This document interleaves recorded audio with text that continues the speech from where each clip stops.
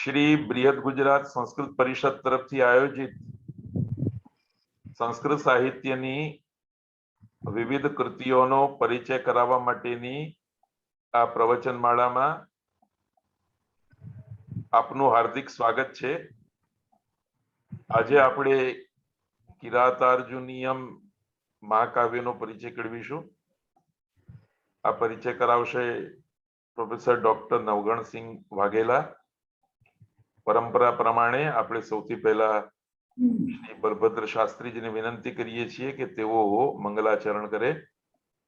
મંગલાચરણ પછી વક્તાનો પરિચય આપીશું અને પછી કિરાતાર્જુનીયમનો પરિચય કરાવીશું। માનનીય શ્રી બલભદ્ર શાસ્ત્રીજી। ઓમ સનો બંધુર્જનેના સવિધાતા ધામા નિવેદ ભુવનાનિ વિશ્વા યત્ર દેવા અમૃતમાનશાના શ્રુતિયે ધામાનદ્યૈ રયન્તા ઓમ અગ્નેનાય સુપધા રાયે અસ્માન વિશ્વા નિદેવ વયોના નિવિદ્વાન યોયોદ્યસ્મજ્યોરાણ મેનો ભૂયિષ્ઠાન્તે નમ ઉક્તેમ વેદેમા। ધન્યવાદ બલભદ્રજી। શ્રી બૃહદ ગુજરાત સંસ્કૃત પરિષદ દ્વારા આયોજિત 1 જુલાઈથી પ્રારંભ થયેલી સંસ્કૃત સાહિત્યની કૃતિઓના પરિચય માટેની આ પ્રવચનમાળામાં ઉપસ્થિત આપ સૌનું હાર્દિક સ્વાગત છે। આપ જોઈ રહ્યા છો તેમ આજે આપણે કિરાતાર્જુનીયમનો પરિચય કેળવવાનો છે। આ માટે આપણી વચ્ચે હિંમતનગર એસ મહેતા આર્ટ્સ કોલેજના પ્રોફેસર નવઘણસિંહ બી વાઘેલા ઉપસ્થિત છે।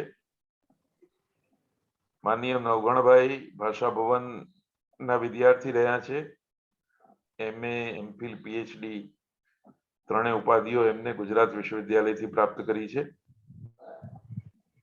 અને વ્યાકરણ શાસ્ત્રના સારા એવા અભ્યાસી છે।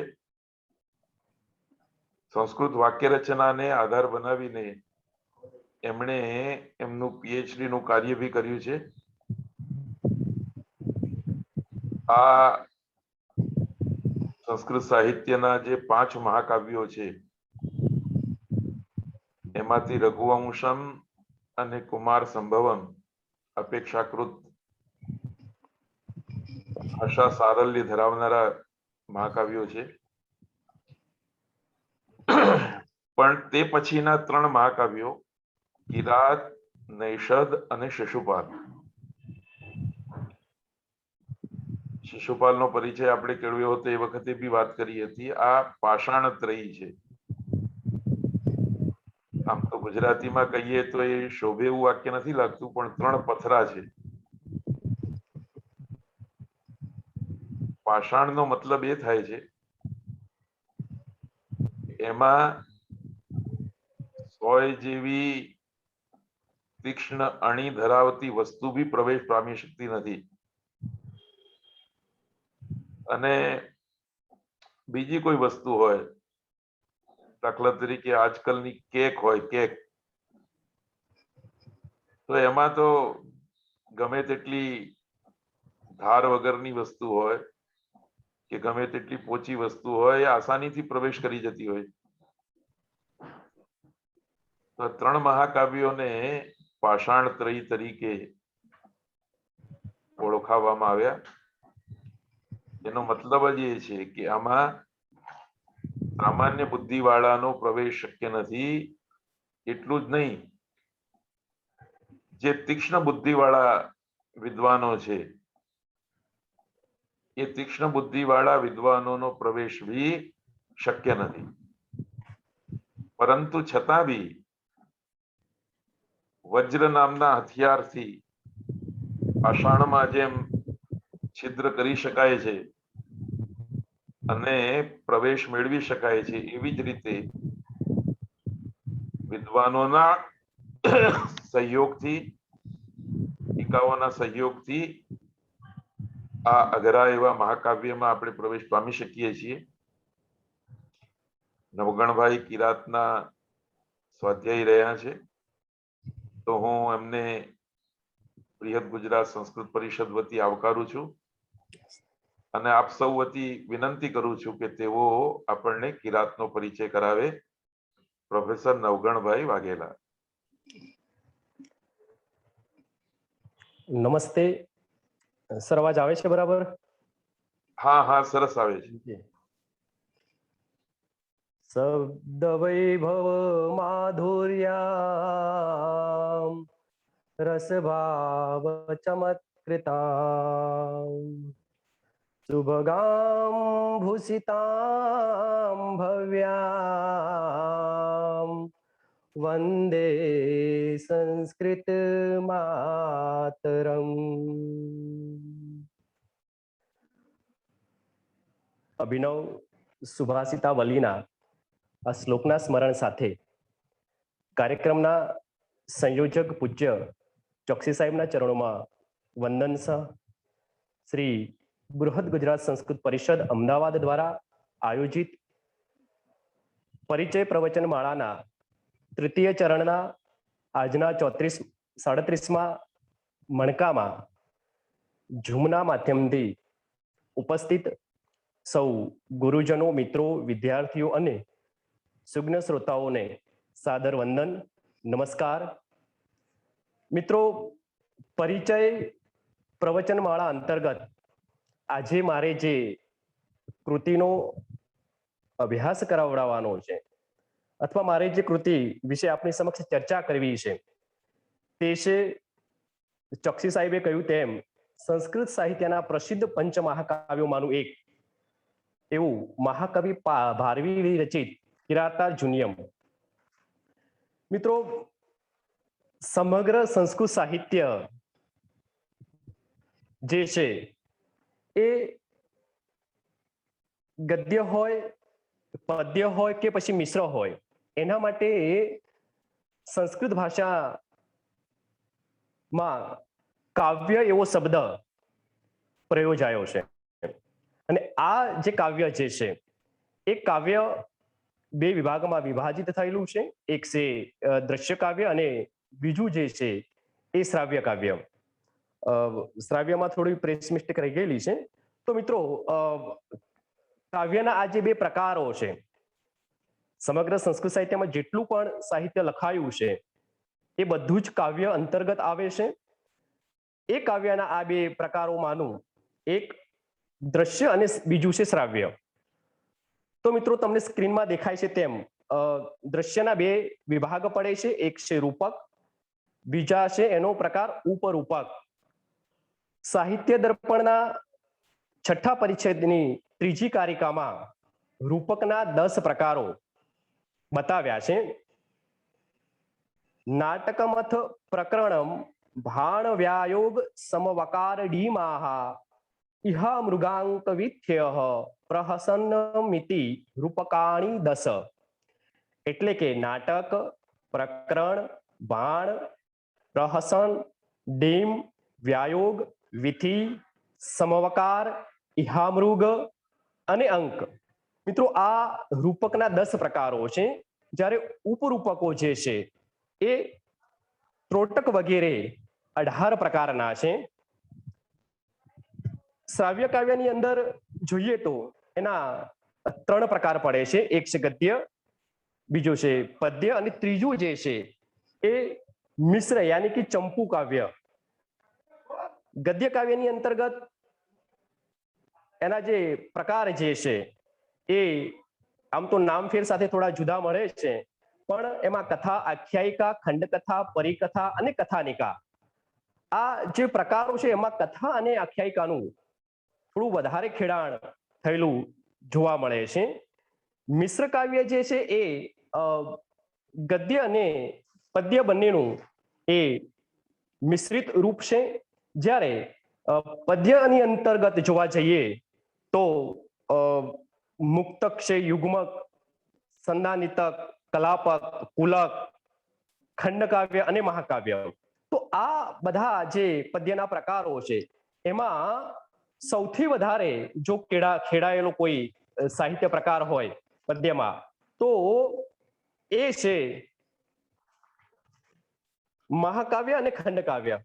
મિત્રો, ઉપયુક્ત આ શ્રાવ્ય કાવ્યના પદ્ય વિભાગ અંતર્ગત આપણું આજે જે અભ્યાસ કરવાના છીએ, જે કૃતિનો આપણે પરિચય કેળવવાના છીએ, એ મહાકાવ્ય એ પદ્ય વિભાગ અંતર્ગત આવે છે અને એને જોવાનો એક મારો નમ્ર પ્રયાસ છે.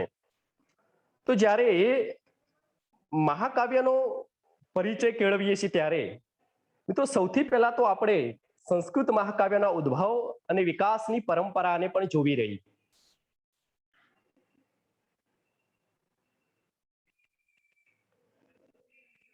તો સાહિત્ય પ્રકારની ઉત્પત્તિ વિશે ચર્ચાનો પ્રશ્ન એ વિશેષ ધ્યાન ખેંચે તેવો છે. સાહિત્ય પ્રશ્ન ભલે ગદ્ય હોય, પદ્ય હોય, નાટક હોય કે કાવ્ય હોય, પણ આ પ્રશ્ન અનેક રીતે એ ચર્ચાયો છે. હજુ સુધી તેનો નિર્ણય ચોક્કસ થઈ ચૂક્યો છે એવું આપણે કહી ન શકીએ.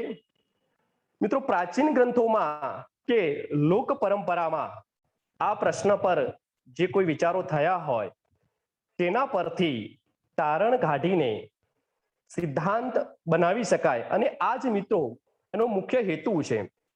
ઉદ્ભવની જ્યારે વાત કરતા હોઈએ ત્યારે સમયની દ્રષ્ટિએ વિચારીએ તો વૈદિક સંસ્કૃત ભાષામાં રચાયેલો ઋગ્વેદ ગ્રંથ જે છે એ સૌથી જૂનામાં જૂનો છે.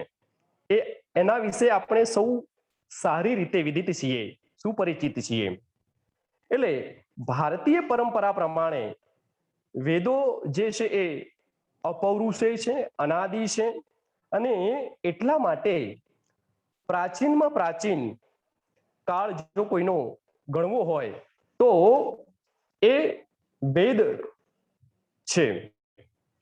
તો આ વેદોમાં મિત્રો આપણને વૈદિક સૂક્તોમાં લખાયેલા જે ઇન્દ્ર જેવા વીર યોદ્ધાઓની સ્તુતિઓ, દાનવીર રાજાઓની સ્તુતિઓ કે પછી યમ યમી, શર્માપણી, ઉર્વશી, વિશ્વામિત્ર નદી જેવા જે સંવાદ સૂક્તો જે છે એમાં આપણને કાવ્યના બીજ રોપાયેલા દેખાય છે.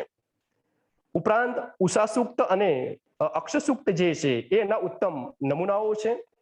અથર્વવેદમાં પણ આવા સૂક્તો એ જોવા મળે છે, જેને યાસ્ક જેવા અતિ પ્રાચીન આચાર્યો આખ્યાન કે ગાથા જેવા શબ્દો એના માટે વાપરે છે. આવા જે આખ્યાનો કે ગાથાઓ જે હતી એ પાછળથી ઇતિહાસ તરીકે ઓળખાયા, કે જેને સૂત જ્ઞાતિના લોકો યજ્ઞશાળા કે પછી રાજાઓના દરબારમાં જઈને ગાઈને કે ભજવીને એ સંભળાવતા હશે. આવા આખ્યાન ચક્રોને આધારે મિત્રો સંસ્કૃત નાટકોના ઉદ્ભવની સાથે સાથે વાલ્મીકી કે વ્યાસ જેવા પ્રતિભાશાળી કવિઓએ રામાયણ અને મહાભારત જેવા મહાકાવ્યોની રચના કરી છે. રામાયણ અને મહાભારત જેવા જે વિકાસશીલ, જેને આપણે આર્ષ મહાકાવ્ય ઇંગ્લિશમાં જેના માટે એપિક ઓફ ગ્રોથ, તો આ એપિક ઓફ ગ્રોથ માંથી જ એ પાછળના સમયના જે અલંકૃત મહાકાવ્યો જે છે જેના માટે એપિક ઓફ આર્ટ એટલે કે વિદગ્ધ મહાકાવ્ય નો એ ઉદય થયો હશે. સંસ્કૃત મહાકાવ્યના વિકાસની ચર્ચામાં વ્યાકરણના જે મુનિત્રયમ જે છે એમનું પણ ખૂબ જ અગત્યનું સ્થાન રહેલું છે. આપણને ખબર છે કે પાણીનીના જામવતી વિજય અને પાતાલ વિજય ના નામોલ્લેખ મળે છે. તો મિત્રો જુદા જુદા સરસ્વતી પુત્રોએ સુંદર કાવ્યોની રચના કરી હતી એવા પણ આપણને ઉલ્લેખો મળે છે. પરંતુ આજે સમયાભાવે આપણે માત્ર તેનું સ્મરણ કરીને મહાકાવ્યના વિકાસની જે પરંપરા જે છે, વિકાસ જે છે, એ જોઈએ તો સંસ્કૃત ભાષામાં રચાયેલા મહાકાવ્યો મુખ્યત્વે બે ભાગમાં વિભાજિત થઈ શકે, જે આપ જોઈ શકો છો પીપીટી માધ્યમથી. એક છે નૈસર્ગિક મહાકાવ્ય અને બીજો જે વિભાગ જે છે એ છે અલંકૃત મહાકાવ્ય. નૈસર્ગિક ને જેને આપણે એપિક ઓફ ગ્રોથ એટલે કે આર્ષ મહાકાવ્ય, આર્ષ યાની કે ઋષિ પ્રણીત, જેને આપણે વીરચરિત મહાકાવ્ય, અને આવા બે કાવ્યો છે. એક છે રામાયણ અને બીજું જે છે એ મહાભારત. જ્યારે અલંકૃત મહાકાવ્યની અંદર જોવા જઈએ તો પ્રશિષ્ટ મહાકાવ્ય, જેના માટે વિદગ્ધ એવો શબ્દ પ્રયોજાય છે, જેમાં કાલિદાસના બે મહાકાવ્યો છે. એક છે કુમાર સંભવ, બીજું છે રઘુવંશમ. ભારવીનું જે કાવ્ય છે જેનો આપણે અભ્યાસ કરવાના છીએ એ છે કિરાતાર્જુનિયમ. કવિ માઘની જે કૃતિ છે એ છે શિશુપાલ વધમ અને શ્રીહર્ષ વિરચિત નૈષધ્ય ચરિતમ. આ પાંચ મહાકાવ્યો ઉપરાંત મિત્રો સંસ્કૃત સાહિત્યની અંદર અન્ય બીજા પણ ઘણા બધા મહાકાવ્યો લખાયા છે. સમયની દ્રષ્ટિએ જો જોઈએ તો મહાકાવ્યના ત્રણ યુગ આપણને જોવા મળે છે. એક છે સુવર્ણ યુગ, જેમાં આપણને કુમાર સંભવ, રઘુવંશ, અશ્વઘોષનું બુદ્ધચરિત અને સૌંદર્યનંદનો સમાવેશ કરી શકીએ. જ્યારે પંડિત યુગની અંદર આપણા આ જે બૃહદત્રયી અથવા તો પાષાણત્રયી તરીકે જે મહાકાવ્યો પ્રસિદ્ધ છે એ કિરાતાર્જુનિયમ, શિશુપાલ વધમ અને નૈષધ્ય ચરિતમનો એ સમાવેશ થાય છે. જ્યારે પછીના સમયમાં અવનતિ યુગમાં ભટ્ટી જેવા કવિએ રાવણ વધ જેવું 100 સર્ગમાં કાવ્ય લખ્યું અને હરવિજય નામનું રત્નાકર નામના કવિએ જે કાવ્ય લખ્યું એ પાછળથી આપણને એ મહાકાવ્યનો અવનતિ યુગ એ જોવા મળે છે. તો મિત્રો આ પાંચ મહાકાવ્યો જે પ્રસિદ્ધ જે છે એ સંસ્કૃત ભાષામાં ખૂબ પ્રસિદ્ધ છે. તેમાંનું એક એટલે કે કિરાતાર્જુનિયમ. જ્યારે મિત્રો કોઈ પણ કૃતિનો અભ્યાસ કરતા હોઈએ તો સૌથી પહેલા તેના કર્તા વિશે, તેના રચયિતા વિશે થોડોક ખ્યાલ મેળવવો પડે, અને એ દ્રષ્ટિએ આપણે પણ પ્રસ્તુત કૃતિના કર્તા કવિ એવા ભારવી વિશે થોડીક આપણે જાણકારી મેળવી લઈએ. ભારવી એ સંસ્કૃત ભાષાનો મહાન કવિ છે. કાલિદાસ પછી સંસ્કૃત કવિઓમાં ભારવીનું ખૂબ જ ઊંચું સ્થાન આપણને એ જોવા મળે છે, જે લગભગ કાલિદાસના સમકાલીન છે. એમાં ક્યાંક કાલિદાસની શૈલી અને મિત્રો ક્યાંક એની પ્રતિભાના પણ આપણને એ દર્શન થતા જોવા મળે છે.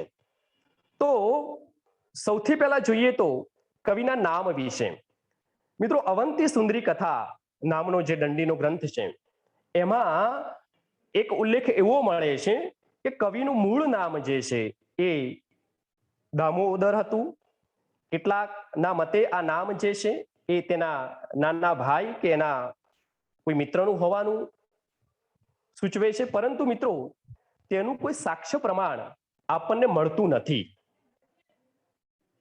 ભારવી ના નામ વિશે, એની ઉપાધિ વિશે જોઈએ તો જેમ કાલિદાસ ને જે ઉપાધિ આપવામાં આવેલી છે ઇન્દુમતી સ્વયંવરમાં, અને માઘને પણ જેમ આપવામાં આવેલી છે ઘંટા માઘ ની જેમ ભારવીને પણ આતપત્ર એટલે કે 5મા સર્ગના 39મા શ્લોકમાં એને જે વર્ણન કર્યું છે એને આધારે વિદ્વાનોએ અભિભૂત થઈને ભારવીને આતપત્રની ઉપાધિ આપી છે. કનકમયાતપત્ર લક્ષ્મીમ એવો જે 5મા સર્ગનો 39મો શ્લોક જે છે. હવે મિત્રો આ જે આતપત્ર જે છે એનો જો શબ્દનો જો વિચ્છેદ કરીએ તો છત્રકવિ એવો પણ અર્થ થાય છે. આતત્ર એટલે કે જે ગરમીથી રક્ષા કરે છે એવો પણ આપણે અર્થ લઈ શકીએ. સમયની બાબતમાં જોઈએ તો અહિલોના શિલાલેખ મુજબ ભારવીનો સમય એ 634 ઈસવીસનનો છે. જો કે મોટા ભાગના વિદ્વાનો 560 થી 630 ની મધ્યનો એ સ્વીકારે છે.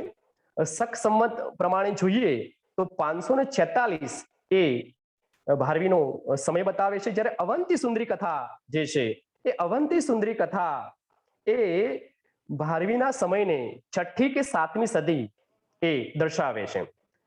મિત્રો ભારવીના જન્મસ્થાન વિશે જે ઉલ્લેખો મળે છે એ દક્ષિણ ભારત એટલે કે મહારાષ્ટ્રનો જે નાસિક પ્રદેશ જે છે જેને અચલપુર અથવા તો એલિચપુર એવા નામથી ઓળખવામાં આવે છે.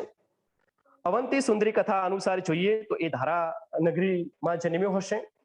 જ્યારે સંસ્કૃત ભાષાના જે પ્રસિદ્ધ 10 કવિઓનો રાજશેખરે જે ઉલ્લેખ કર્યો છે એમાં કાલિદાસ અને અશ્વઘોષની સાથે આપણને ભારવીનો પણ ઉલ્લેખ જોવા મળે છે.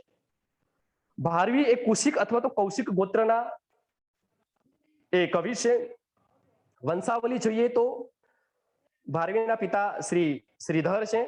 અવંતી સુંદરી કથા મુજબ જોઈએ તો નારાયણ સ્વામી, અને આ નારાયણ સ્વામીને ભારવી એટલે કે દામોદર નામનો પુત્ર થયો.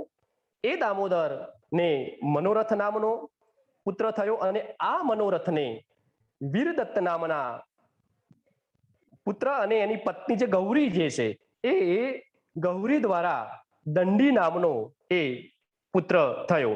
એટલે કે દંડી એટલે કે અવંતી સુંદરી કથા, કાવ્યાદર્શ અને 10 કુમાર ચરિતનો રચયિતા. એટલે મિત્રો આ રીતે જો જોઈએ તો ભારવી જે છે એ દંડીના પ્રપિતામહ થાય, અને દંડી જે છે એ ભારવીનો પ્રપૌત્ર. ભારવીની માતા જે છે એ સુશીલા નામ મળે છે. પત્નીની બાબતમાં જોઈએ તો ભારવીની પત્નીનું નામ રસિકા અથવા તો ક્યાંક રસિકવતી પણ જોવા મળે છે. ભારવી એ શૈવ સંપ્રદાયના કવિ છે, એટલે કે શિવના પરમ ઉપાસક છે. એની કૃતિમાં આપણને દેખાય છે. ભારવીની માત્ર એક જ કૃતિ આપણને કિરાતાર્જુનીયમાં મળે છે. આશ્રયની વાત કરીએ તો ભારવી એ સિંહ વિષ્ણુના આશ્રિત કવિ છે. પાછળથી એ સિંહ વિષ્ણુના પુત્ર મહેન્દ્ર વિક્રમ ના આશ્રિત રહ્યા છે એવો ઉલ્લેખ આપણને અવંતી સુંદરી કથામાં મળે છે. જ્યારે અહિલોનો શિલાલેખ જે છે એ અહિલોના શિલાલેખમાં મળતી માહિતી મુજબ ભારવી એ ચાલુક્ય વંશી સિંહ વિષ્ણુવર્ધન જે છે કે જે પુલકેશી બીજાનો અનુજ ભ્રાતા છે એ એના આશ્રિત હતા. ભારવી એ સંસ્કૃત સાહિત્યમાં કલાપક્ષીય અલંકૃત કાવ્યશૈલી અને વૃત્તિ શૈલીના જન્મદાતાના રૂપમાં એ વિખ્યાત છે. ખાસ કરીને રાજનીતિના પ્રકાંડ પંડિત ભારવી છે, અને એના વિશે કેટલીક દંતકથાઓ, જનશ્રુતિઓ પણ એ જોવા મળે છે. એક દંતકથા ભારવી વિશે એવી મિત્રો જોવા મળે છે કે ભારવી ખૂબ જ ગરીબ હતા. પોતાની પત્નીની પીડા એનાથી જોવાય નહીં એટલા માટે એ કોઈ કામ માટે એ નીકળી પડ્યા, અને એક સરોવરના કિનારે એમની મુલાકાત એક રાજા સાથે થઈ. એને એક પદ્યની રચના કરી, અને રાજાને એ પદ્ય રચના ગમી. ભારવીએ એ પદ્ય રાજાને આપ્યું, અને રાજા એ પદ્ય લઈને પોતાના નગરમાં ગયા, અને ભારવીને પોતાના નગરમાં આવવા માટે આમંત્રણ આપતા ગયા. રાજાએ આ પદ્ય જે હતું એને સોનાના અક્ષરે મઢાવીને એને પોતાના મહેલમાં એ લટકાવ્યું. એકવાર ભારવી જ્યારે રાજાના નિમંત્રણને માન આપીને જ્યારે નગરમાં જાય છે ત્યારે દ્વારપાર એમને જવા નથી દેતો, એમને અટકાવે છે. પરિણામે ભારવીની મુલાકાત રાજા સાથે થઈ શકતી નથી. મિત્રો જુઓ, આ દંતકથામાં એવું બન્યું કે એકવાર રાજા શિકાર કરવા ગયેલો હોય છે, અને એને આવવામાં થોડોક કદાચ વાર લાગી હશે. એ જ્યારે આવે છે ત્યારે શયન કક્ષમાં એ પોતાની રાણીની બાજુમાં કોઈ એક પુરુષને સૂતો જોવે છે. રાજાને બરાબરનો ક્રોધ આવે છે, પોતાના મ્યાનમાંથી તલવાર ખેંચે છે, પરંતુ એ જ ક્ષણે એની નજર એ પોતાના કક્ષમાં ભારવીનો આપેલો જે શ્લોક હતો, જે પદ્ય હતું, એના ઉપર પડે છે. સહસા વિદતે ન ક્રિયામ. તો રાજાએ તરત જ પોતાની તલવાર એને મ્યાનમાં રાખી અને રાણીને જગાડ્યા. પૂછતા રાજાને માલુમ પડ્યું કે જે યુવાન રાણીની સાથે સૂતો હતો એ પોતાનો જ પુત્ર હતો કે જેને બાલ્યાવસ્થામાં, બાળપણમાં એક દંતકથા મુજબ કોઈ દાસી એને ઉઠાવીને લઈ ગઈ હતી અને આજે એ આવી ગયો છે. રાજાને ખૂબ જ આનંદ થયો, કેમ કે જે પુત્રને પામવા માટે રાજા વ્યાકુળ હતો એ પુત્ર તેને આ રીતે મળ્યો. આમ રાજા જેની હત્યા કરી દેવા તત્પર બન્યો હતો તેને ભારવીના આ શ્લોકે અટકાવ્યો અને રાજાના પૂરા પરિવારને બચાવ્યો.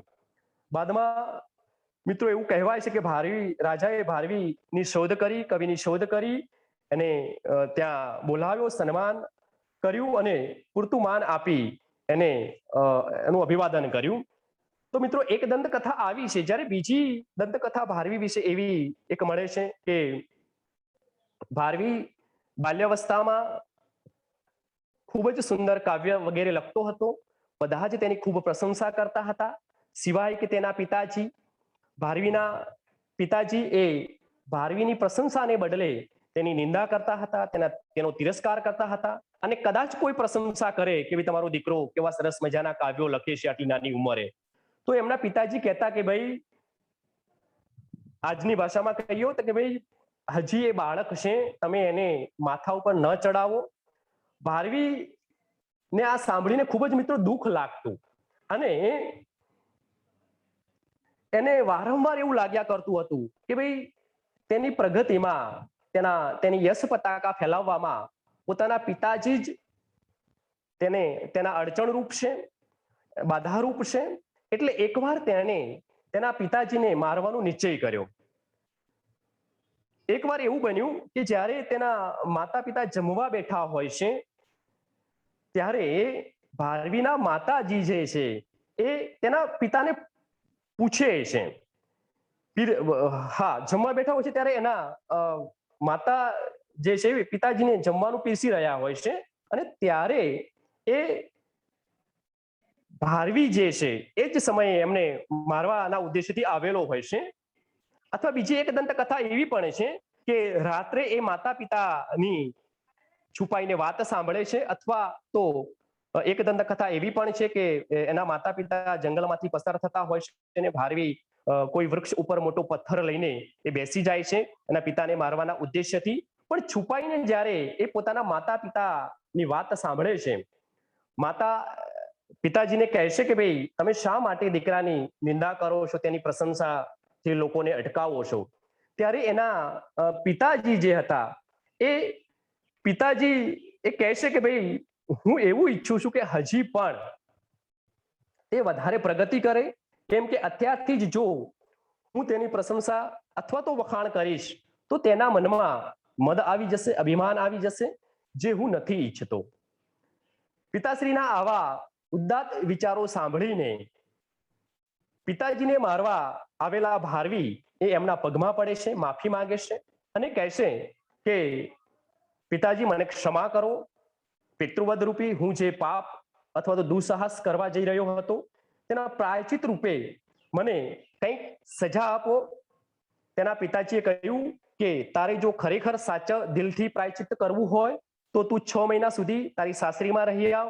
શરત એટલી કે તારે તારા સાસરીવાળાને એ જાણ કરવાની નથી. એટલે ભારવી એ 6 મહિના માટે ત્યાં રહેવા જાય છે. હવે ભારવી જ્યારે એની સાસરીમાં રહેવા જાય છે ત્યારે મિત્રો શરૂઆતમાં તો એના સાસરી પક્ષવાળા જે છે એ ભારવીનું ખૂબ માન સન્માન આપતા સ્વાગતા કરે છે. અને આમે આપણને ખબર છે કે ભારતીય સંસ્કૃતિમાં તો જમાઈનું ખૂબ માન હોય. એટલે ભારવીની બાબતમાં પણ આ બન્યું. શરૂઆતમાં સાસરી પક્ષવાળાએ ખૂબ એને માનપાન આપ્યું, પણ મિત્રો મી અને મહેમાન આપણી સાદી ભાષામાં કહીએ એ જાજો સમય રહે તો સ્વાભાવિક છે કે એનું માનપાન ઘટે. એની જેમ ભારવીની બાબતમાં પણ બન્યું. એટલે કે જેમ જેમ ભારવીના સાસરીમાં દિવસો વીતતા ગયા તેમ તેમ સાસરી પક્ષમાં ભારવીનું માનપાન ઘટતું જાય છે. શરૂઆતમાં જે હાથમાં આપવામાં આવતું હતું તે હવે એવું કહેવામાં આવતું કે જાતે જ લઈ લ્યો, અને ધીરે ધીરે તો એવું પણ કહેવામાં આવતું કે આ ગાયો જે છે એ ગાયોને પાણી પીવડાવી આવો, ગાયોને ચરાવી આવો. તો ભારવીને 6 મહિનામાં સાસરીમાં ખૂબ જ એવો અનુભવ થયો કે જે એના જીવનની ખૂબ મોટી શીખ બની ગઈ. કેમ કે સાસરીમાં રહેવું એ મિત્રો સૌથી મોટી પીડાનું કાર્ય છે. એટલે સાસરીમાં આવા મહાકવિ પાસે જ્યારે ગાયોને ચરાવવામાં આવતી ત્યારે તેનાથી તેને દુઃખ પણ થયું. એક દિવસ એવું પણ બને છે કે ભારવી ગાયો ચરાવી રહ્યા હોય છે ત્યાં તેમની પત્ની સુશીલા તૂટેલા ફૂટેલા કપડામાં આવે છે અને કહેવા લાગ્યા કે આ 6 મહિના કેમ પસાર થશે. ત્યારે ભારવી કહેશે એવી ચિંતા નહીં કરો, કેમ કે એ દ્રઢ નિશ્ચય હતા પ્રાયચિત જે એમને કરવાનું હતું. એમને કહ્યું કે ભાઈ મારે જે પ્રાયચિત કરવાનું છે એ તો મારે કરવાનું જ છે. મેં જે કર્મ કર્યું છે તેની સજા મારે ભોગવવી જ પડે.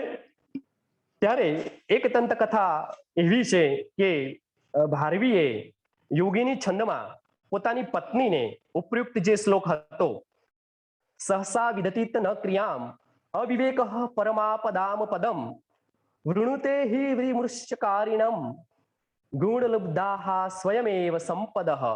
આ શ્લોક એમને પોતાની પત્નીને આપીને કહ્યું કે કોઈ ધનિકને આ શ્લોક વેચી આવો. એક ધનિક વ્યક્તિએ આ પદ્યનું મૂલ્ય સમજ્યું અને ઘણી બધી સુવર્ણ મુદ્રાઓ આપીને એ પદ્ય એ શ્લોક એને ખરીદી લીધો. હવે મિત્રો આ ધનિક વૈશ્યએ જે પદ્ય ભારવીનું ખરીદ્યું એ પદ્ય એને આજની ભાષામાં જો કહેવું હોય તો પોતાના બેડરૂમમાં, પોતાના શયન કક્ષમાં એને લગાવી દીધું. અને પહેલી જે દંતકથામાં જે બન્યું, જે આપણે જોયું એવી જ ઘટના, એટલે કે રાજા સાથે જે ઘટના બની હતી એવી જ ઘટના આ ધનિક વૈશ્ય સાથે પણ બનવા પામી. એટલે દંતકથા મુજબ ધનિક પોતાની ગર્ભવતી પત્નીને મૂકીને એ વેપાર અર્થે એ કોઈ વિદેશ ગયો હોય છે અને 16 વર્ષ પછી જ્યારે પાછો ફરે છે ત્યારે એ કોઈક યુવાન સાથે પોતાની પત્નીને સૂતેલી જોવે છે. તેને અત્યંત ક્રોધ આવે છે. તે તલવારથી તેને મારવા ધસી જાય છે. ત્યારે બેડરૂમમાં મહાકવિ ભારવીની આપેલી જે પંક્તિ જે છે એ પંક્તિ સહસા વિદતિત ન ક્રિયા વાળો શ્લોક એ જોવે છે, પોતાની પત્નીને જગાડે છે અને પત્ની દ્વારા એને હકીકતની ખબર પડે છે કે ભાઈ આ એ જ પુત્ર છે કે જે તમે ગર્ભમાં રાખીને ગયા હતા. શેઠને પોતાના કર્યા ઉપર ખૂબ પસ્તાવો થાય છે અને તે મનોમન ભારવીનો ખૂબ આભાર માને છે. મિત્રો આવી અને આવા થોડા સામાન્ય આંશિક ફેરફારો સાથે ભારવી વિશે બીજી પણ કેટલીક દંતકથાઓ મળે છે, પરંતુ મોટે ભાગે એ આ દંતકથાને મળતી આવે છે. એટલે આપણે એનો વિસ્તાર ન કરતા મિત્રો ગ્રંથનો સામાન્ય પરિચય કેળવી લઈએ. તો ગ્રંથનું નામ આપણે બધા જાણીએ છીએ કિરાતાર્જુનિયમ, જેમાં દ્વંદ્વ સમાસ રહેલો છે, કિરાત અને અર્જુન. રચનાકાળ મોટા ભાગના વિદ્વાનો 580 ઈસવીસન માને છે. કુલ 18 સર્ગ છે. કાવ્યનો આરંભ મિત્રો શ્રી શબ્દથી થાય છે અને એનો અંત જે છે એટલે કે પ્રત્યેક સર્ગના અંતે લક્ષ્મી એવું પદ પ્રયુક્ત થયું છે, માટે પ્રસ્તુત મહાકાવ્યને લક્ષ્મી પદાંગ અથવા તો લક્ષ્મ્યંત એવા નામથી સંસ્કૃત સાહિત્યમાં લોકો ઓળખે છે, પ્રસિદ્ધ છે. કથાનકનો આધાર ગ્રંથ જો જોઈએ તો એ મહાભારતનું વન પર્વ અધ્યાય 36 થી 40 ની જે કથા છે એને કવિએ વિસ્તારી છે. નાયક અર્જુન છે, જે ધીરોદાત્ત છે. નાયકના જે ધીર લલિત, ધીર પ્રશાંત અને ધીરોદત્ત જે પ્રકારો છે એમાંનો અર્જુન એ ધીરોદાત્ત પ્રકારનો નાયક છે પ્રતિનાયક તરીકે. ભગવાન શિવ જે કિરાત વેશધારી છે. નાયિકા એ દ્રૌપદી છે જે સ્વપ્રિયા પ્રગલ્ભા નારી છે. અન્ય પાત્રોમાં જોઈએ તો વનેચર, યુધિષ્ઠિર, ભીમ, નકુલ, સહદેવ, દુર્યોધન, રાધે, કર્ણ, ભીષ્મ, પરશુરામ, દ્રોણ, યક્ષ અને વ્યાસ એ આ મહાકાવ્યના અન્ય પાત્રો છે. મુખ્ય રસ જો જોઈએ તો ખાસ કરીને કિરાતાર્જુનીયમનો મુખ્ય રસ એ વીર રસ છે અને ગૌણ રસમાં શૃંગાર રસ અને અન્ય રસોનો પણ કવિએ ખૂબ સુંદર રીતે પ્રયોગ કર્યો છે. કવિની કૃતિ ઉપર જુદી જુદી જે આપણને માહિતી મળે છે એ પ્રમાણે ટીકા આપણને ખબર છે કે સંસ્કૃત સાહિત્યમાં જે કૃતિ ઉપર વધારે ટીકા લખાણી હોય એ કૃતિ એ એના ગૌરવને સ્થાપિત કરે છે. એટલે કિરાતાર્જુનીયમ ઉપર ક્યાંક 34, 36 કે 37 ટીકાઓ અથવા તો કેટલાક સમાલોચકો મુજબ 42 કરતા પણ વધુ ટીકાઓ લખાઈ છે. જેમાં રાજા દુર્વિનીત જે છે એ દુર્વિનીતે કિરાતાર્જુનીયમના 15મા સર્ગ ઉપર સંસ્કૃતમાં ટીકા લખી છે. જ્યારે મલ્લીનાથે એ ઘંટાપટ્ટ નામની ટીકા લખી છે જે ખૂબ જ પ્રસિદ્ધ છે, સર્વશ્રેષ્ઠ છે. આગળ સાહેબે જેમ કહ્યું તેમ પ્રસ્તુત કૃતિ જે છે એ બૃહદ ત્રયી અથવા તો પાષાણ ત્રયીમાં એનો સમાવેશ થાય છે. એના પહેલા 3 સર્ગ પણ પાષાણ ત્રયી તરીકે ઓળખાય છે. કવિને ખાસ કરીને વંશસ્થ છંદ જે પહેલો શ્લોક આપણે જોયો એ વંશસ્થ છંદમાં એનો આરંભ થયેલો છે શ્રી વાળો જે છે. એટલે કવિને વંશસ્થ છંદ વધારે પ્રિય હોય તેવું લાગે છે. અન્ય છંદોનો પણ પ્રયોગ કવિએ એ બખૂબી રીતે નિભાવ્યો છે. અલંકારની બાબતમાં જો જોઈએ તો ખાસ કરીને અર્થાંતર ન્યાસ અને ચિત્રાલંકાર એ કવિને વધારે પ્રિય છે. બીજા પણ ઘણા બધા અલંકારો કવિએ પ્રયોજ્યા છે. અને મિત્રો ખાસ કરીને આપણું આ જે મહાકાવ્ય જે છે એ રાજનીતિ પરક મહાકાવ્ય છે. એનું જે નામકરણ જે છે એ મુખ્યતયા ઇન્દ્રકીલ પર્વત ઉપર જ્યારે અર્જુન પાશુપત અસ્ત્રની પ્રાપ્તિ માટે જાય છે અને ત્યાં કિરાત વેશધારી ભગવાન શિવ સાથે જે એને યુદ્ધ થાય છે એ મુખ્ય કથાને લક્ષ્યમાં રાખીને કવિએ અહીંયા કિરાતાર્જુનીયમ એવું શીર્ષક આપેલું છે. એટલે કે કિરાતચ્ચ અસૌ અર્જુનચ્ચ, ત્યાં ચ એવો ઉમેરવાનો છે શબ્દ.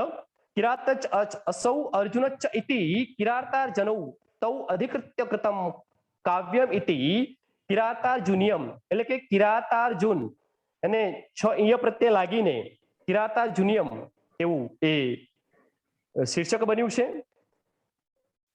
ટીકાઓની બાબતમાં મિત્રો આપણે જોયું.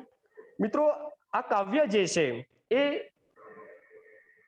કવિ એના અર્થગૌરવ માટે ખૂબ પ્રસિદ્ધ છે. એટલે અર્થગૌરવ એટલે કે થોડાક શબ્દોમાં ખૂબ મોટી વાત કહેવી. ગુજરાતીમાં આપણે કહીએ ને ગાગરમાં સાગર ભરવો, તો ભારવી એના અર્થગૌરવ માટે એ પ્રસિદ્ધ છે. અને એના માટે કવિએ અર્થાંતર ન્યાસ અલંકારનો પ્રયોગ કર્યો છે. ખાસ કરીને કવિએ આમાં 115 જેટલા અર્થાંતર ન્યાસના પદ્યોનો ઉપયોગ કર્યો છે. કાવ્યનો આરંભ જે છે એ સંસ્કૃતની અંદર જે 3 પ્રકારના આરંભ જે બતાવ્યા છે, આશીર્વાદ, નમસ્કાર અને વસ્તુ નિર્દેશ, તો આ 3 માંથી ખાસ કરીને સંસ્કૃતના 3 બૃહદ મહાકાવ્યો જે છે એ 3 બૃહદ મહાકાવ્યોનો આરંભ વસ્તુ નિર્દેશાત્મક છે. એટલે કે શ્રીયઃ કરુણામધિપસ્ય પાલનીમ પ્રજાસવૃત્તિમ યુંક્ત વેદિતુમ સવર્ણી લિંગી વેદિતઃ સમાયયૌ યુધિષ્ઠિરમ દ્વૈત વને વનેચરઃ. તો કવિએ વંશસ્થ છંદનું જે બંધારણ જે છે જતૌ તું વંશસ્થ મુદિરીતિ જરૌ, તો એ રીતે એને મંગલાચરણ કર્યો છે. ખાસ કરીને મલ્લીનાથ જે છે એ ભારવીના આ કાવ્યને કાવ્ય સૌંદર્ય અને અર્થ ગૌરવ માટે ખૂબ વખાણે છે. એટલે કે ભારવીની વાણીને નારિકેલ ફલ્લ સંમિત કહે છે. અને મિત્રો ભારવીએ 15મા સર્ગમાં ખૂબ જ સુંદર એને પોતાનું કવિત્વ શક્તિનો પરચો બતાવી દીધો છે. ત્યાં એને ચિત્રકાવ્યના ઉદાહરણ તરીકે એને એક માત્ર નનો ઉપયોગ કરીને એને એ શ્લોક લખ્યો છે. અને એ શ્લોક છે ન નો ન નુન્નો નુન્નો નો નાના નાના નના નનુ નન્નો અનુન્નો નનુ નન્નો નાને ના નુન્ન નુન્ન નૂત. તો 15મા સર્ગના 14મા નંબરનો જે આ શ્લોક જે છે એ મિત્રો કવિની કાવ્ય ચાતુરીનો આપણને ખ્યાલ આપે છે. કવિએ આખા મહાકાવ્યમાં આવા એકાક્ષરી 7 શ્લોકોનો પ્રયોગ કર્યો છે. એનો અર્થ જે છે એ મિત્રો આપણે સમય અભાવે નથી જોતા, પરંતુ આ સિવાય પણ કવિએ ઘણા બધા એવા સર્વતો ભદ્ર વગેરે શ્લોકો રચીને પોતાની વિદ્વત્તાનો એને પરિચય કરાવડાવ્યો છે. મિત્રો જ્યારે કાવ્યનો આપણે પરિચય કેળવી રહ્યા છીએ ત્યારે સ્વાભાવિક છે કે એના કથા વસ્તુને પણ આપણે સંક્ષિપ્તમાં જોવો રહ્યો. તો ખાસ કરીને કિરાતાર્જુનીયમનું સંક્ષિપ્ત કથાનક આ પ્રમાણેનું છે, જેમાં સર્ગ 1 જે છે એમાં દૂત વનેજરનું આવીને યુધિષ્ઠિરને મળવું, દુર્યોધનની શાસન વ્યવસ્થાનું વર્ણન, યુધિષ્ઠિર અને દ્રૌપદીનો કૌરવો પ્રતિ કર્તવ્ય વિષયક સંવાદ, સર્ગ 2 માં યુધિષ્ઠિર પ્રતિ ભીમનું ક્રોધાગ્નિપૂર્ણ સંવાદ, વ્યાસનું ત્યાં આગમન થવું, સર્ગ 3 માં યુધિષ્ઠિર વ્યાસ સંવાદ, વ્યાસનો અર્જુનને પાશુપત અસ્ત્રની પ્રાપ્તિ માટે હિમાલય પર તપ કરવા જવાનો આદેશ, અર્જુનના વિયોગજન્ય દુઃખનું કથન, સર્ગ 4 માં યક્ષના માર્ગદર્શન હેઠળ અર્જુનની દ્વૈતવનથી હિમાલય તરફની યાત્રાનું કવિએ ખૂબ જ સજીવ અને રોચક વર્ણન કર્યું છે, જેમાં શરદ ઋતુનું વર્ણન ખૂબ સુંદર રીતે નિરૂપાયું છે. 5મા સર્ગમાં હિમાલયનું વર્ણન કવિએ આપ્યું છે. તો 6ઠા સર્ગમાં હિમાલય ઉપર અર્જુનની તપસ્યા, વિજ્ઞાર્થે ઇન્દ્ર દ્વારા અપ્સરાઓને મોકલવી જેથી અર્જુનની નિષ્ઠાની પરીક્ષા થઈ શકે. અહીં આપણને મિત્રો ઇન્દ્રકીલ પર્વતનું સુંદર વર્ણન જોવા મળે છે. 7મો સર્ગ જે છે એ ગંધર્વો અને અપ્સરાઓના વિલાસોનું વર્ણન છે. 8મા સર્ગમાં કવિએ ગંધર્વો અને અપ્સરાઓની ઉદ્યાન ક્રીડા અને જળ ક્રીડાનું વર્ણન રજૂ કર્યું છે. તો 9મા સર્ગમાં સંધ્યા, ચંદ્રોદય, મદ્યપાન, સુરત ક્રીડા અને પ્રભાત વર્ણ એ કવિએ સરસ રીતે નિરૂપ્યા છે. 10મા સર્ગમાં વર્ષા ઋતુનું વર્ણન છે. ત્યાં અપ્સરાઓ દ્વારા અર્જુનને પ્રલોભન હેતુ વિવિધ ચેષ્ટાઓ દ્વારા અર્જુનનું ધ્યાન ખેંચી તપસ્યામાંથી ચલિત કરવાનું અભિયાન અને અંતે પ્રયત્ન વૈફલ્યનું વર્ણન કવિએ કર્યું છે. 11મા સર્ગમાં વયોવૃદ્ધ મુનિ રૂપે ઇન્દ્રનું આગમન, ઇન્દ્ર અર્જુન સંવાદ, જેમાં ઇન્દ્ર દ્વારા તપસ્યાના સંસારિક લક્ષ્યની નિરસતાનું નિદર્શન, જેના પ્રત્યુત્તર રૂપે અર્જુન લૌકિક જીવનના મૂલ્યો અને એવા અન્ય ઘણા બધા તર્કથી ઇન્દ્રને સંતુષ્ટ કરે છે. ઇન્દ્ર પોતાના મૂળ રૂપમાં પ્રગટ થાય છે અને પાશુપત અસ્ત્રની પ્રાપ્તિ માટે એ અર્જુનને શિવ આરાધના માટે ઉપદેશ આપે છે. મિત્રો 12મા સર્ગમાં અર્જુનની શિવ આરાધના, ઘોર તપસ્યા, ગભરાયેલા સંન્યાસીઓનું શિવ પાસે જવું અને કિરાત વેશમાં શિવનું ત્યાં આગમન થવું.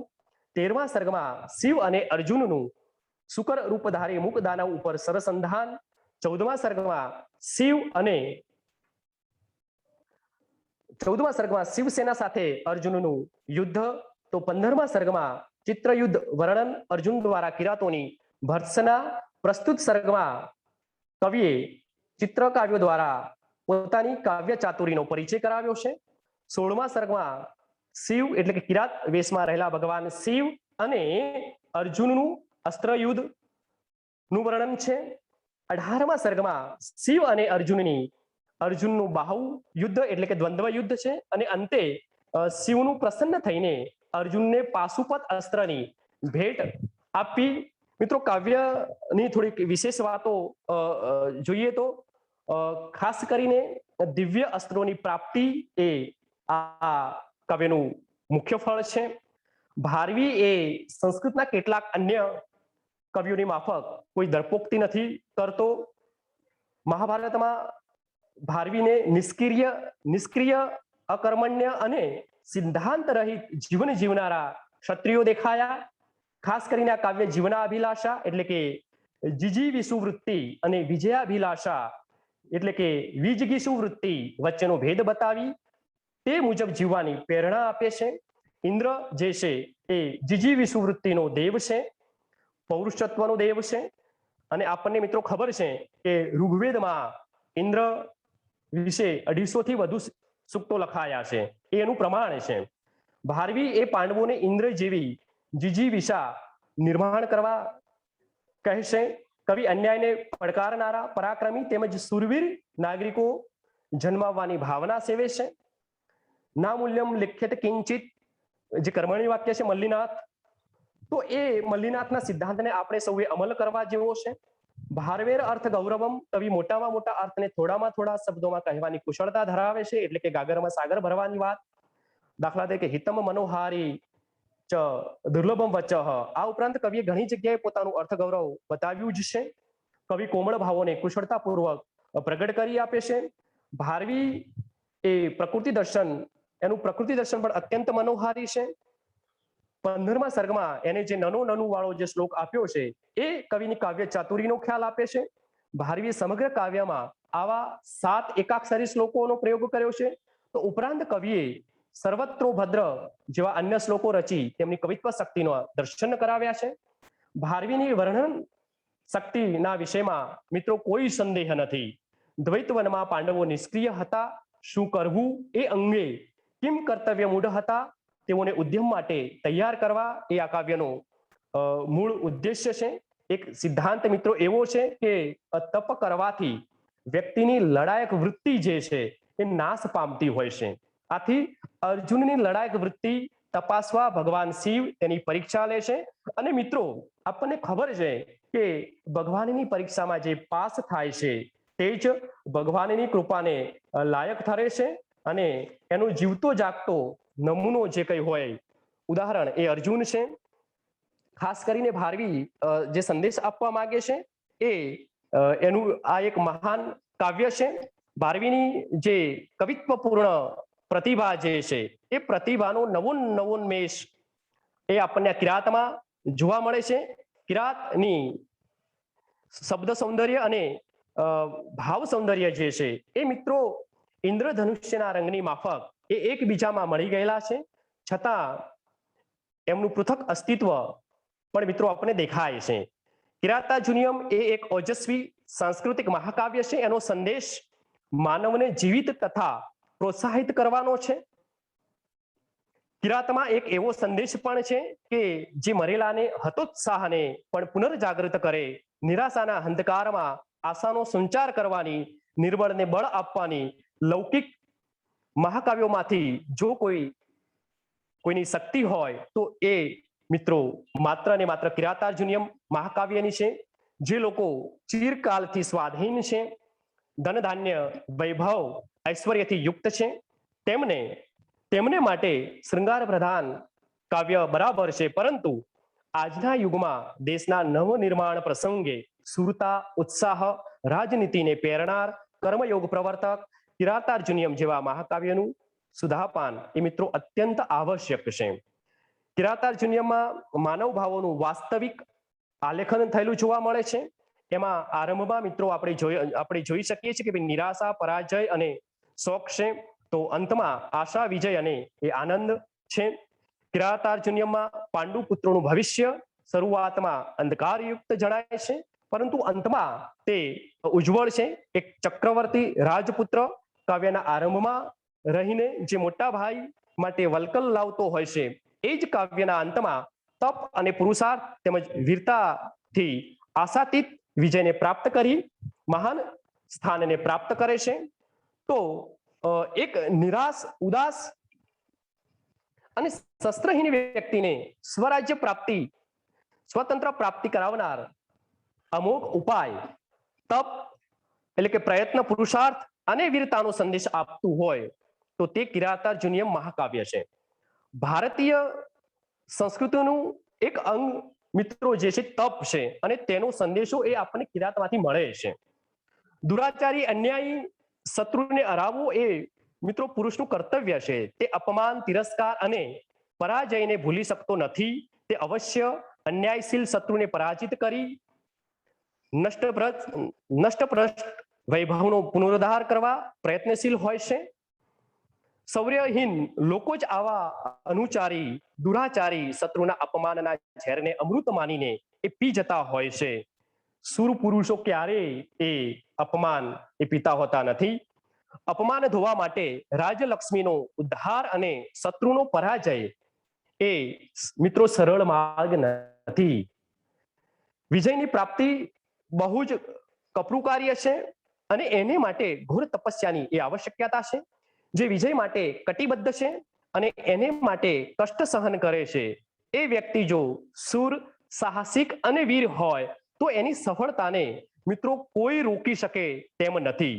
જ્યાં તમન્ના છે, જ્યાં ખંત છે, ત્યાં સાચો માર્ગ છે, રસ્તો છે, ઉપાય છે. દ્રઢ નિશ્ચય, દ્રઢ ચિત્ત, મજબૂત અને અદમ્ય ઈચ્છા જ્યારે હોય ત્યારે હિમાલયની માફક અડગ મનોવૃત્તિ ધરાવનારા ઉત્સાહી માણસ અથવા રાષ્ટ્ર પોતાની ઈચ્છા પૂરી કરી શકે છે. જેનું જીવતું ઉદાહરણ એ કિરાતાર્જુનીયમનો વૃત્તાંત છે. ઈચ્છા પૂર્તિ પ્રયત્નથી, પુરુષાર્થથી થઈ શકે છે. અહીંયા મને મિત્રો હરિવંશરાયની પેલી પંક્તિ યાદ આવે છે કે લહરો સે ડર કરકે નૌકા પાર નહીં હોતી, કોશિશ કરને વાલો કી કભી હાર નહીં હોતી. અથવા તો એવું ઘણીવાર આપણે લોક સાહિત્યમાં પણ સાંભળીએ છીએ કે કામે ક્યાં ના કહી છે, જો કરવું જ હોય તો. કામે ક્યાં ના કહી છે, જો કરવું જ હોય તો. ને બુદ્ધિને ક્યાં વાંધો છે, જો અનુસરવું હોય તો. ત્યારે કોઈ કામ તમને ના પાડે તમારે જો કરવું હોય તો, અને કોઈ બુદ્ધિ એનો વિરોધ ન કરે, એનું જો અનુસરણ કરવું હોય તો. અથવા તો અડગ મનના મુસાફિરને હિમાલય પણ નથી નડતો, એ એનું સાક્ષાત ઉદાહરણ એ આપણને અર્જુન છે. અથવા તો કરે જે કામ નિષ્ઠાથી એની મહેનત ફળે છે, કરે જે કામ નિષ્ઠાથી એની મહેનત ફળે છે, ને નસીબને દોષ દેનારા જ મિત્રો જ્યાં ત્યાં આથડે છે. તો કિરાતાર્જુનીયમમાંથી મિત્રો આપણને જે સંદેશ મળે છે એ ખાસ કરીને કર્મયોગનો છે. જે ભગવદ્ ગીતામાં પણ આપણને કર્મયોગ, ભક્તિયોગ અને જે એનો આપણને એ ત્રણ મળે છે, એ અહીંયા પણ આપણને કર્મયોગનો સિદ્ધાંત એ મળે છે. જ્ઞાન યોગ, ભગવદ્ ગીતાનો જ્ઞાન યોગ, કર્મયોગ અને ભક્તિયોગ ની માફક આપણને કિરાતાર્જુનીયમ એ કર્મયોગનો સંદેશો આપે છે. જ્યારે નિરાશા અને અકર્મણ્યતાની વેદનાને દૂર કરી કર્મમાં પ્રવૃત્તિ કરાવનાર ઉત્સાહનો જો સંદેશો મળતો હોય તો તે મિત્રો કિરાતમાંથી મળે છે. સાહેબ આપણી પાસે સમય કેટલો છે હવે?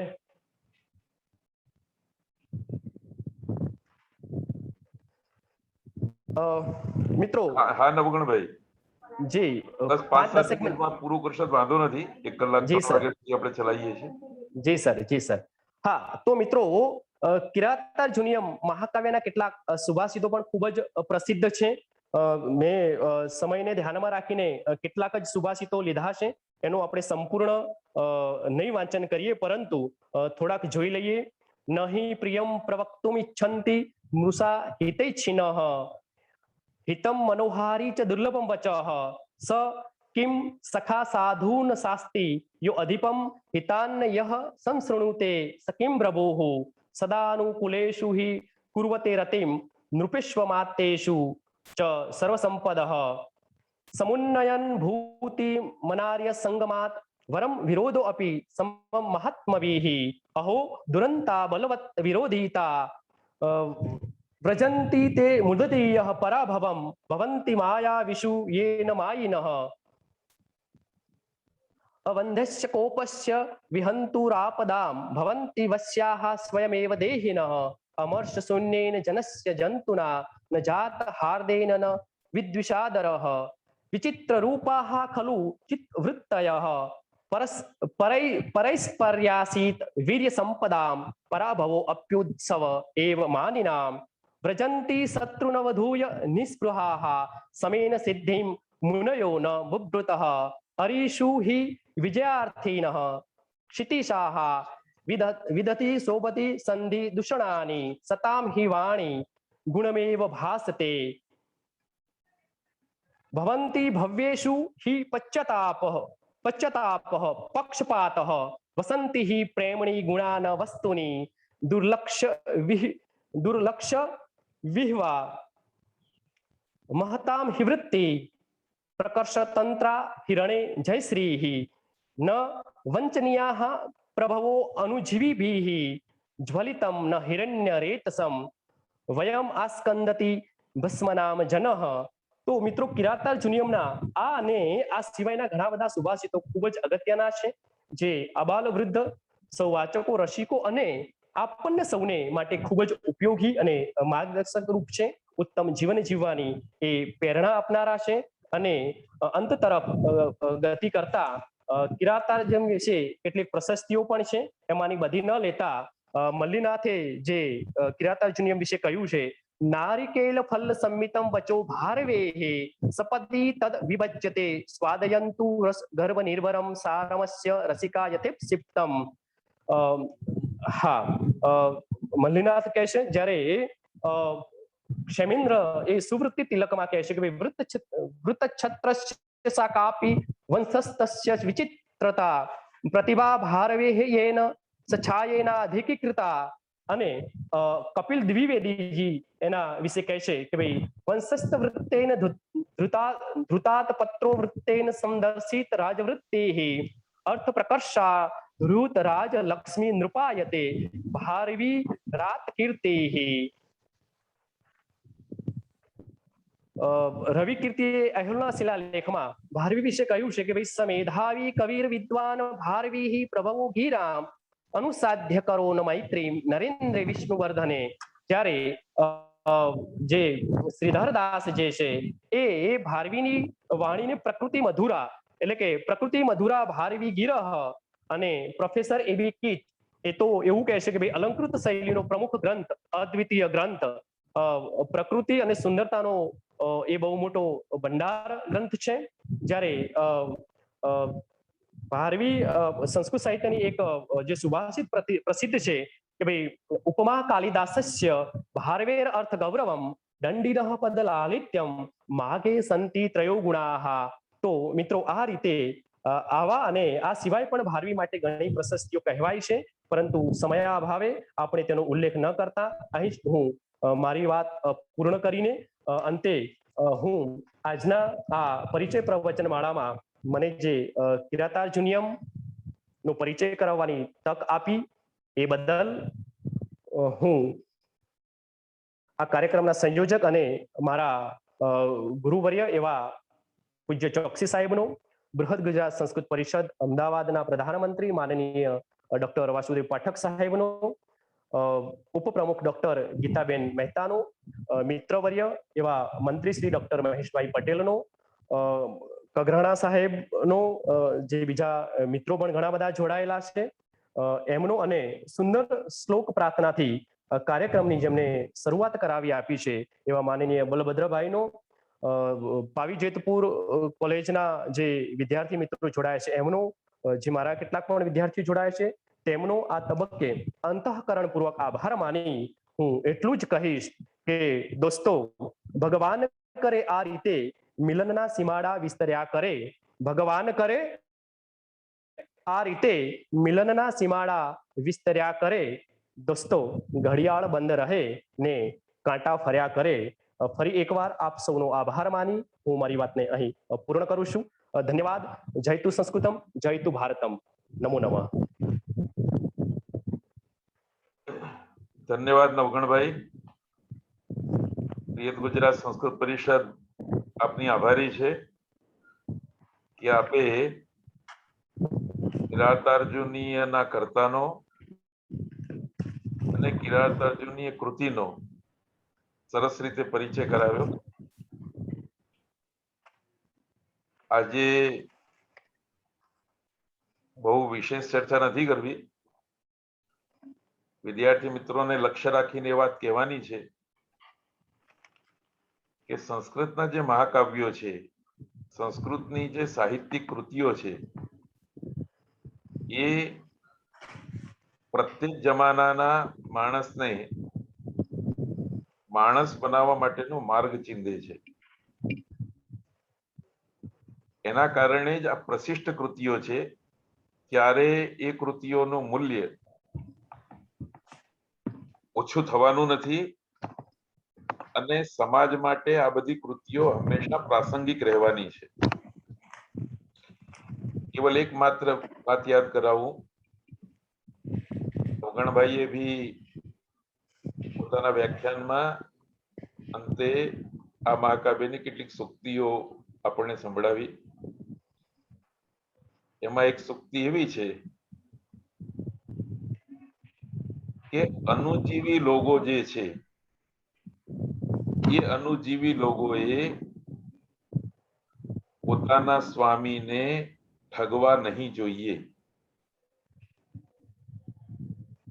જુઓ, આજના જમાનાની સમસ્યા સૌથી મોટી હોય તો જે અનુજીવી વર્ગ છે, નોકરિયાત વર્ગ છે, એ પોતાના શેઠને કોઈને કોઈ રીતે ઠગે છે. દરેક સંસ્થામાં એ જ પરિસ્થિતિ છે.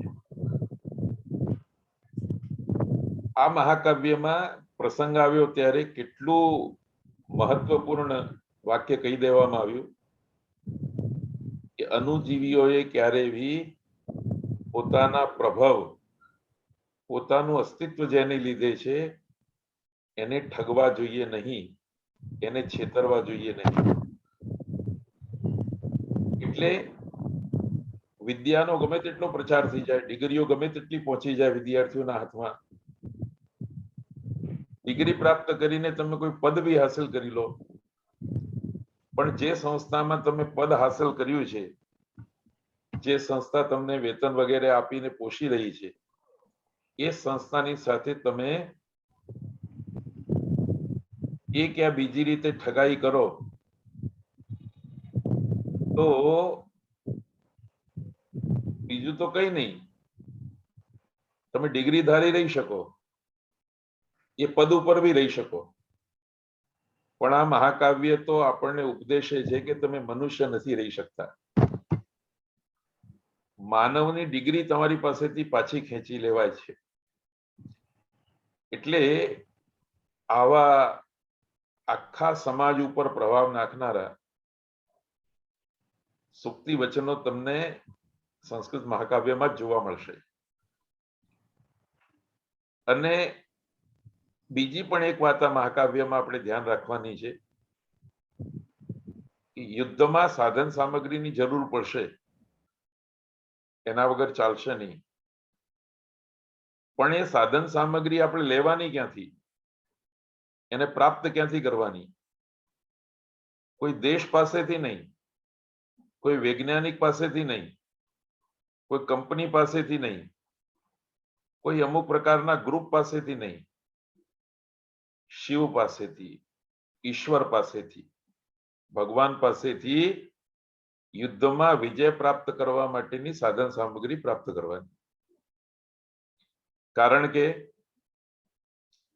ઈશ્વરની નજરમાં હજારો વર્ષનું ભવિષ્ય પડેલું છે. એટલે ભગવાન પોતાના ભક્તને યુદ્ધમાં વિજય પ્રાપ્ત કરવા માટે જે સાધન આપવાના છે, એ સાધન વિનાશનું કારણ નથી બનવાનું, પરંતુ કોઈને કોઈ રીતે માનવ સમાજના, પ્રાણી જગતના અને અખિલ બ્રહ્માંડના કલ્યાણ માટેનું સાધન બનવાનું છે. આજે આપણે વૈજ્ઞાનિકો પાસેથી, એન્જિનિયરો પાસેથી, જુદા જુદા દેશ પાસેથી યુદ્ધના જે સાધનો ખરીદીએ છીએ, એ યુદ્ધના સાધનો લાંબુ ભવિષ્ય જોતા નથી.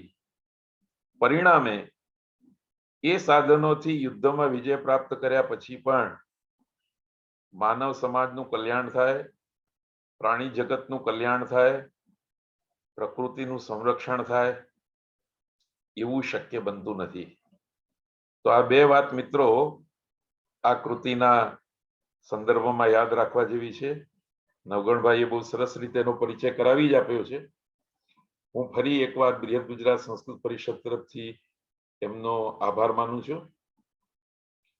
માનનીય બલભદ્રજીએ મંગલાચરણ કરી આપ્યું છે, એમનો પણ હું આભાર માનું છું. અને આજે આ કાર્યક્રમમાં શ્રોતા તરીકે જે અધ્યાપકો વિદ્યાર્થીઓ જોડાયા છે એમનો બી હું હાર્દિક આભાર માનું છું. અને એ સાથે આજનો આ કાર્યક્રમ આપણે પૂરો કરીએ છીએ. આવતીકાલે રવિવાર છે તેથી વ્યાખ્યાન નહીં થાય, પરંતુ સોમવારે આ જ પરંપરામાં બાલ વિશ્વવિદ્યાલયના અધ્યાપક ડોક્ટર જય ઓઝા સંસ્કાર ચંદ્રિકા નામની કૃતિનો પરિચય કરાવવા માટે ઉપસ્થિત રહેશે. આપ સૌને એનો લાભ લેવા માટે હું હાર્દિક નિમંત્રણ પાઠવું છું. અને એ સાથે ફરી આપ સૌનો આભાર વ્યક્ત કરીને આજનો આ કાર્યક્રમ આપણે પૂરો કરીએ છીએ. સૌનો ધન્યવાદ, આભાર.